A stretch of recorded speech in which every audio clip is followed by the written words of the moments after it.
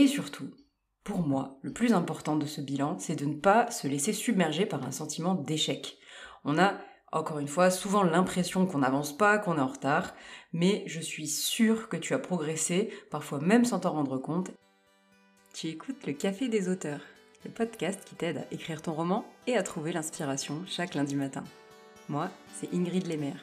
Je suis auteure, créatrice de l'école j'écris un roman.eu et passionnée de scénario, de psychologie et de fonctionnement du cerveau. Tu trouveras d'ailleurs dans les notes du podcast comment m'appeler au secours en cas de blocage. Et maintenant, installe-toi, c'est parti pour notre épisode.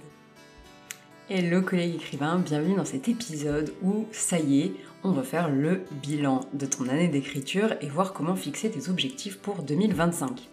Quels que soient les objectifs que tu t'étais choisi cette année, ou même si c'était pas forcément de vrais objectifs, c'est toujours utile de regarder comment ça s'est passé, de voir ce que tu as réussi, ce que tu as moins bien réussi, et surtout de voir quoi faire si tes objectifs n'ont pas été atteints.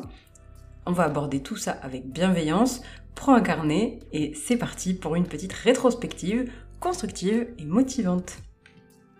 Alors tout d'abord, pourquoi faire un bilan et comment le faire ? Avant de commencer et de plonger dans le vif du sujet, j'aimerais vraiment te dire pourquoi il est important de faire le point sur ton année, parce qu'on s'imagine parfois qu'il faut juste regarder ce qu'on a coché comme case cette année, mais ça va un petit peu plus loin. Faire un bilan, ça te permet de mesurer tes progrès concrètement, même si tu as l'impression d'avoir peu avancé. Et tu le sais, c'est si vrai pour l'écriture, on a tout le temps l'impression de galérer, de ne pas atteindre nos objectifs, de ne pas avoir assez écrit, d'être en retard, etc. En fait, en faisant un bilan objectif, en comptant un peu par exemple, on peut vraiment se rendre compte que malgré notre ressenti global sur l'année, on a quand même pas mal avancé. Ensuite, comme je te le disais dans l'introduction, ça permet aussi de comprendre ce qui a bien fonctionné pour nous, peut-être certaines phases de l'écriture ou certaines façons de faire qu'on avait mises en place, écrire pendant les vacances, ce genre de choses, et aussi ce qui n'a pas fonctionné, ce qui nous a freinés. Je suis bien d'accord avec toi pour dire que la vie en général nous freine, l'univers, tout ça, nos obligations, mais il y a parfois peut-être des choses concrètes qu'on ne réalise pas forcément sur le moment, mais que ce bilan de fin d'année peut permettre. Et surtout, pour moi, le plus important de ce bilan, c'est de ne pas se laisser submerger par un sentiment d'échec. On a, encore une fois, souvent l'impression qu'on n'avance pas, qu'on est en retard, mais je suis sûre que tu as progressé, parfois même sans t'en rendre compte, et c'est ce qu'on va voir ensemble aujourd'hui. Petit exemple quand même, avant de continuer, imagine que ton objectif c'était d'écrire le premier jet de ton roman, mais que tu n'as pas réussi. Tu n'as écrit que 30 000 mots, par exemple. Est-ce que vraiment 30 000 mots c'est un échec ? 30 000 mots, c'est énorme. C'est plus de la moitié d'un NaNoWriMo, c'est peut-être un tiers, un quart de ton roman selon comment tu le considères, voire même la moitié. Et ça, c'est bien plus que ce que tu aurais fait si tu n'avais rien fait, par exemple. Et c'est surtout 30 000 mots de plus qu'en janvier 2024. Et ça, c'est quand même vraiment cool. Et je pense que même avec cet objectif-là qui peut passer pour un échec, on peut se rendre compte qu'on a quand même bien avancé. Peut-être aussi que tu as appris des nouvelles techniques, que tu t'es formé, que tu as changé de routine d'écriture, etc. Et tout ça, ça compte. Ça compte dans l'atteinte de tes objectifs et ça compte pour tes projets d'écriture. Alors, je t'avais donc dit de prendre un carnet. Et c'est parti pour notre premier exercice. J'aimerais que tu fasses une liste de tout ce que tu as accompli depuis janvier. Et pas seulement les grandes étapes, genre j'ai fini mon premier jet. Vraiment, les petites victoires aussi, peut-être les idées que tu as eues et qui étaient intéressantes, les moments où tu as écrit régulièrement par exemple, les formations que tu as peut-être suivies, ou les livres que tu as lus sur l'écriture, ou encore des techniques que tu as trouvées qui t'ont aidé à te débloquer.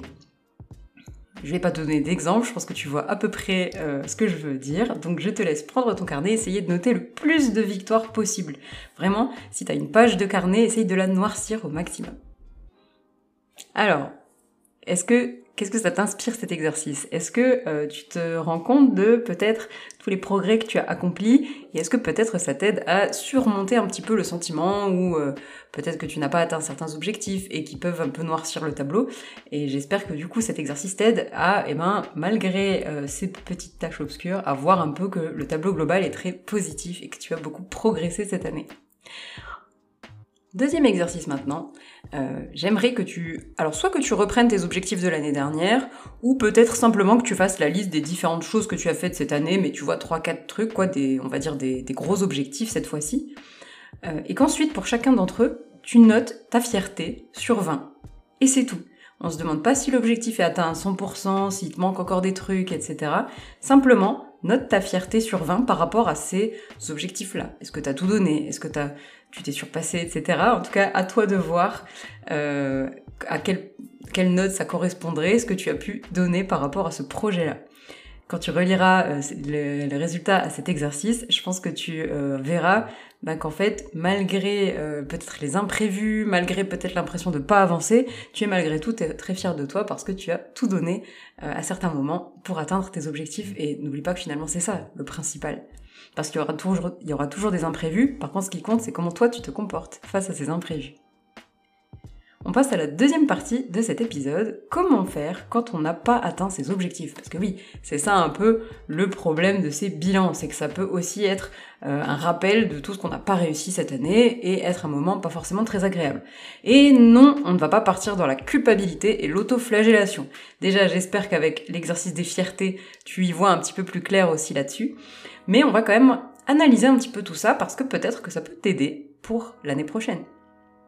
Alors, pour ça, j'aimerais que tu prennes à nouveau ton carnet et que tu écrives cette fois-ci la liste des objectifs que tu n'as pas atteints. Et vraiment, on reprend les objectifs de janvier, on n'en invente pas des nouveaux.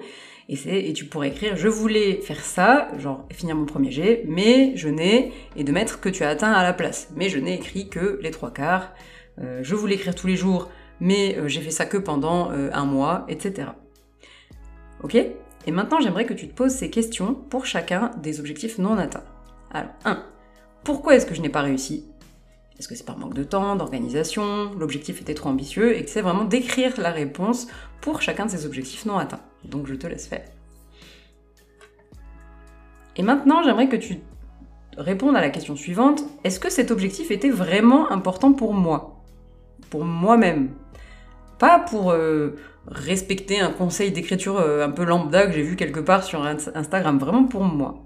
Parfois, on se fixe des objectifs parce qu'on se sent obligé de les atteindre, parce que sur Internet, on dit qu'il faut écrire tous les jours, parce que on dit qu'il faut faire le NaNoWriMo et écrire un roman en un mois, etc., etc. Mais nous, notre envie profonde, c'était pas ça. Peut-être que cette année, ça n'avait pas de sens d'avoir pour objectif terminer mon roman jusqu'à la fin, et que toi, tu étais plutôt dans l'expérimentation, et que par contre, tu as quand même écrit une nouvelle ou ce genre de choses. Donc, j'aimerais vraiment que tu prennes le temps de répondre à cette question pour tous les objectifs. Je te laisse faire. Et on y revient après. J'espère que tu réaliseras du coup que peut-être certains de tes objectifs non atteints finalement correspondaient pas forcément à ce que tu souhaitais toi. Peut-être qu'elles reflétaient plutôt une pression extérieure. Et si c'est ton cas, tu as le droit de changer d'avis. Et surtout, si finalement cet objectif-là, tu n'y tenais pas particulièrement et c'était plutôt quelque chose que tu te sentais obligé de faire. Si maintenant c'était vraiment ce que tu souhaitais au plus profond de toi, on va en discuter en redéfinissant nos objectifs pour 2025 cette fois-ci. Alors, maintenant, comment on va fixer nos objectifs 2025 par rapport à ceux qu'on n'a pas atteints en 2024 ? Alors évidemment, c'est pas obligé d'être les mêmes, mais parmi ceux-ci que tu souhaites poursuivre en 2025, on va les reformuler un peu pour qu'ils soient plus réalistes déjà. Donc j'aimerais que tu reprennes tes objectifs non atteints que tu souhaites reprendre en 2025, et que tu regardes, compte tenu de ce que tu as réussi cette année, un objectif similaire. Par exemple, si ton objectif, c'était d'écrire 60 000 mots, mais que t'en as écrit que 20 000, peut-être que du coup, ton objectif, ça peut être d'en écrire 20 000. Je pense qu'on sera d'accord pour dire que si tu fais mieux, c'est super, mais en tout cas, que c'est un objectif qui semble réalisable et atteignable pour cette année. Et bien sûr, si l'objectif ne te parle plus, ou si tu as l'impression que c'est plus vraiment ce que toi tu veux, barre-le. Ton énergie, elle est précieuse, on va pas perdre du temps à essayer d'atteindre des objectifs qu'on veut même pas atteindre. Et peut-être même que ce roman-là, ce n'est pas ta priorité pour 2025 et que tu aimerais plutôt en écrire un autre. Alors je te mets quand même en garde contre le syndrome de Peter Pan, je te mettrai le lien dans les notes du podcast. Parfois on est très attiré par d'autres romans puisque celui en cours c'est celui pour lequel on est dans le dur et on galère, alors qu'une idée de roman c'est si léger, c'est sans problème, etc. Mais néanmoins, ça peut aussi arriver que pendant cet exercice du bilan, on se rende compte qu'on a besoin d'autre chose pour l'année à venir et que ce roman sur lequel on vient de passer un an à cravacher nous tente pas trop pour, en tout cas, par exemple, le début d'année. Et d'ailleurs, on va voir ça juste après, on va pouvoir articuler un petit peu notre année, peut-être du coup pour te laisser un peu respirer sur les projets qui te font un peu galérer. Troisième partie du coup. comment est-ce qu'on choisit ses objectifs pour 2025 avec tout ça? Parce que oui, là on a parlé des objectifs non atteints, mais tu veux peut-être faire d'autres choses en 2025, je te le souhaite en tout cas. Et j'espère aussi que tous les exercices qu'on a fait jusqu'ici t'ont aidé à y voir un petit peu plus clair sur ce que tu avais réussi à faire, sur ce que tu étais capable de faire. Encore une fois, je ne dis pas qu'on ne peut pas se challenger et se dire en 2025 j'essaye de faire ça même si c'est dur.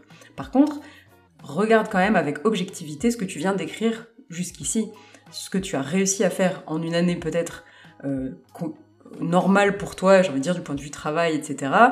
Si c'était le cas, eh ben tu es capable de faire ce que tu as fait cette année. Alors il y a peut-être eu des imprévus, bien sûr, mais il y en aura peut-être aussi l'année prochaine des imprévus, il faut pas oublier ça. Dans tous les cas, le bilan est fait, tu as une meilleure idée de tes forces, tes envies, mais c'est pas pour autant qu'on a choisi nos objectifs pour 2025. Alors je vais pas rentrer entièrement dans le détail de comment trouver des idées d'objectifs, parce qu'il y a déjà un épisode à ce sujet que je vais te mettre dans les notes du podcast. Par contre, je vais te faire quelques petits rappels, parce que ce qui est important, c'est déjà de mettre des objectifs quand même qui te font plaisir, qui te font rêver et que tu veux au plus profond de toi. Et pour ça, je te renvoie au fameux épisode dont je viens de te parler. Mais il faut aussi que tes objectifs soient quand même motivants et réalisables. Tu vois, pas d'objectifs irréalisables. Bon, donc si on résume un petit peu, il faudrait que ton objectif soit spécifique. Écrire mon roman, c'est trop vague comme objectif. C'est pas motivant d'avoir un objectif aussi vague, parce que ton cerveau, lui, qu'est-ce qu'il voit? Il voit un truc pas précis, donc il voit des excuses. Ah bah oui, c'était pas précis. J'ai écrit mon roman, j'ai écrit une ligne. Ça compte?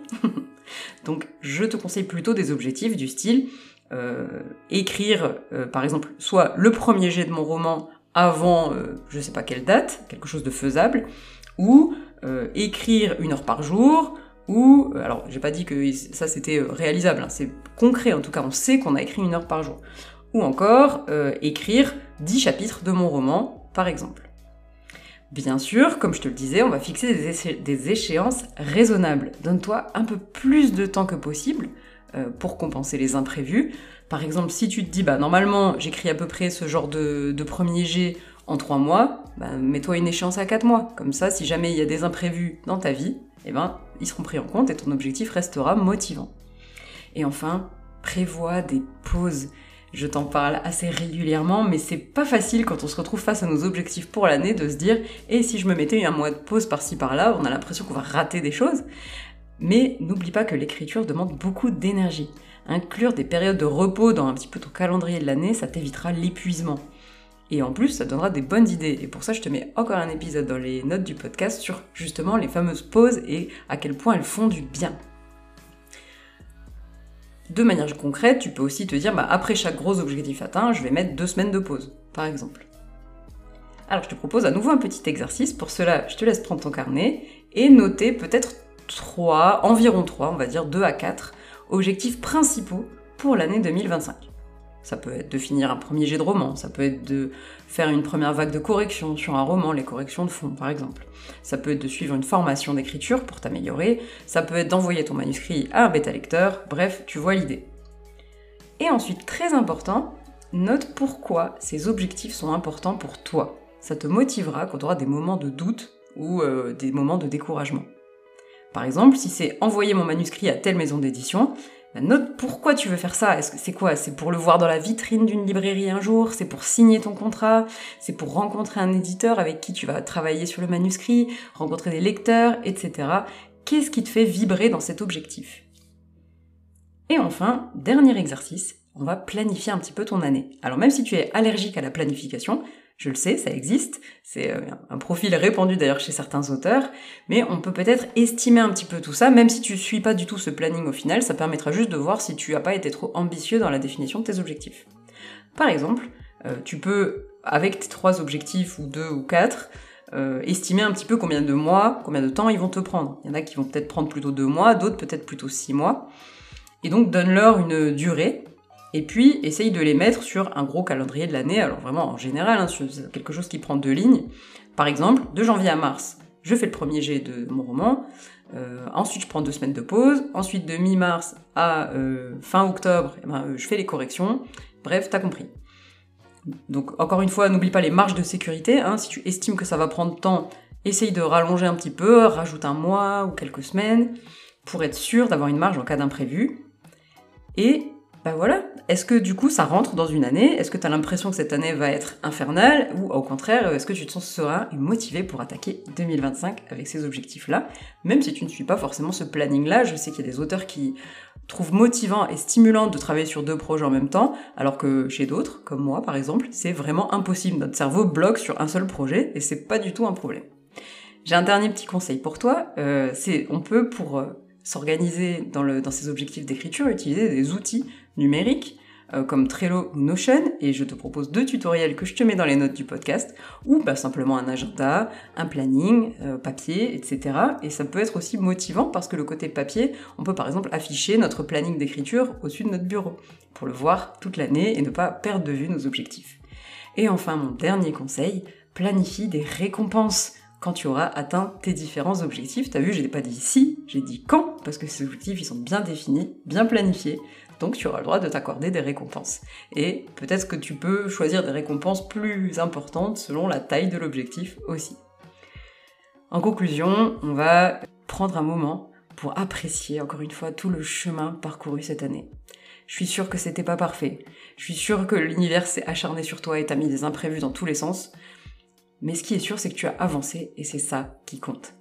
Rappelle-toi que l'écriture, c'est un marathon et pas un sprint. Donne-toi le droit de progresser à ton rythme, même si c'est pas le même rythme que les autres, même si c'est pas celui qu'on voit sur Instagram.